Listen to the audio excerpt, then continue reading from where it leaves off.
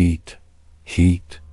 At the height of my football career, I believed the worst thing that could happen on a pitch was losing a match.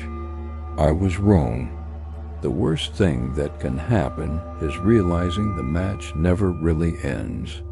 The whistle blows, the fans go home, the stadium lights shut off, but for some players, the consequences follow them into the darkness.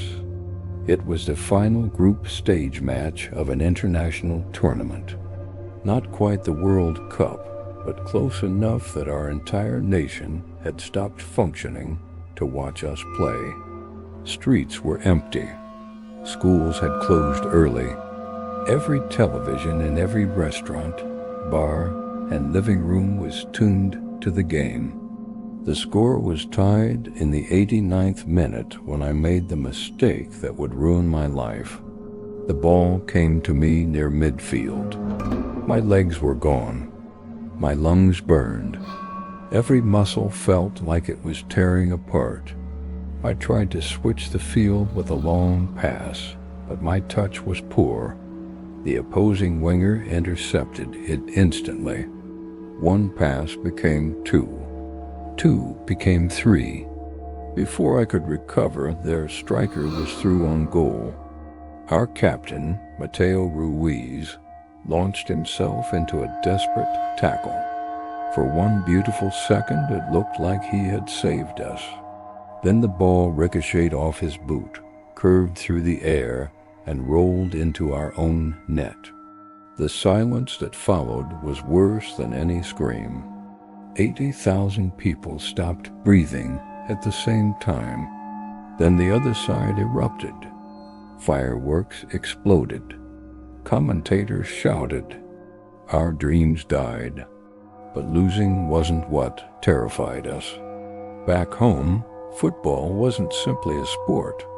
Powerful businessmen, politicians, criminals, and gambling syndicates treated matches like investments.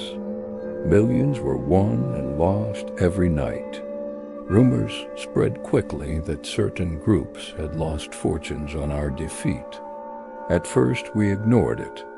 Athletes always hear stories. Angry fans send threats after every loss. We thought this would be no different. 3 nights later, Mateo disappeared. One moment he was leaving a restaurant with his wife and children. The next, his vehicle was found abandoned on the side of a highway.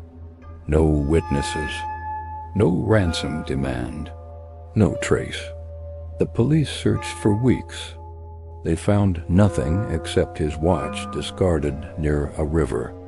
Some people believed he was dead. Others believed he had fled the country. Nobody knew the truth.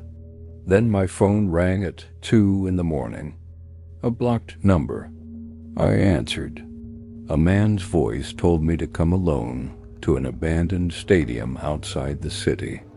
If I contacted the police, I would never see Mateo again.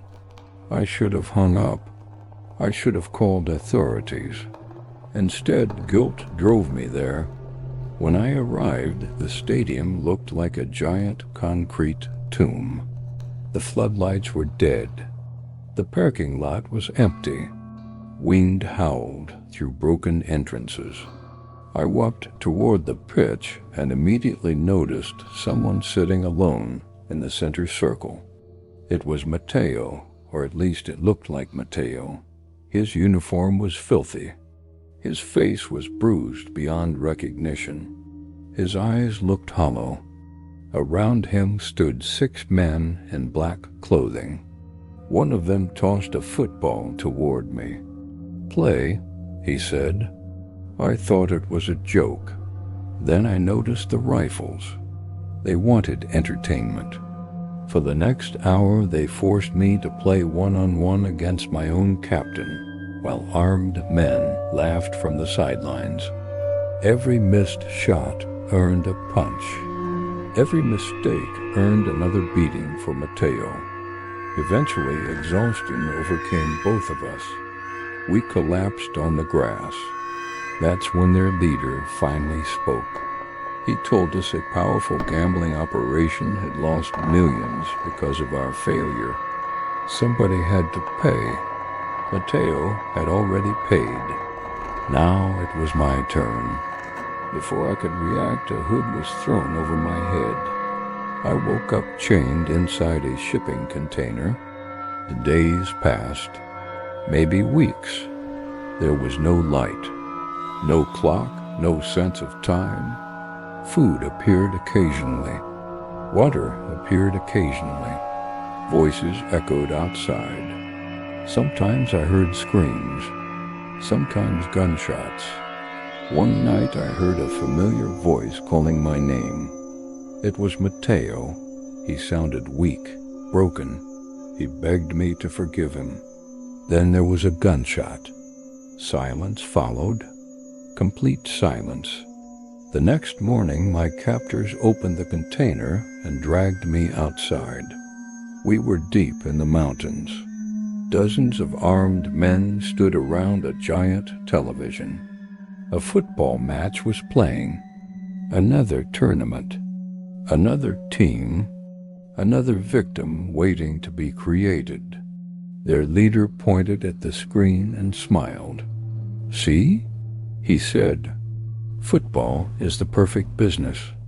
Every 90 minutes, someone loses." Somehow I escaped that night. I don't know if they became careless or simply stopped caring. I ran through the mountains until my feet bled. I stole food, hid in abandoned buildings. Eventually, I found a road and flagged down a truck driver. The authorities believed parts of my story.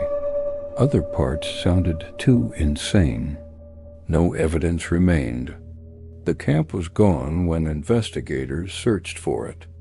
Mateo was never found. Officially, he remains missing to this day. Years later, I retired from football. I moved far away, changed my number, changed my life.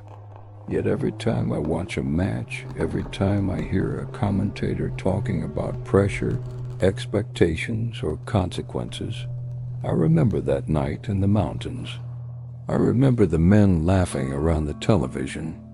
I remember Mateo's voice in the darkness. Most fans think football is just a game. Most players want to believe that too. But sometimes, somewhere in the world, a final whistle blows, millions of dollars vanish, and somebody's nightmare begins.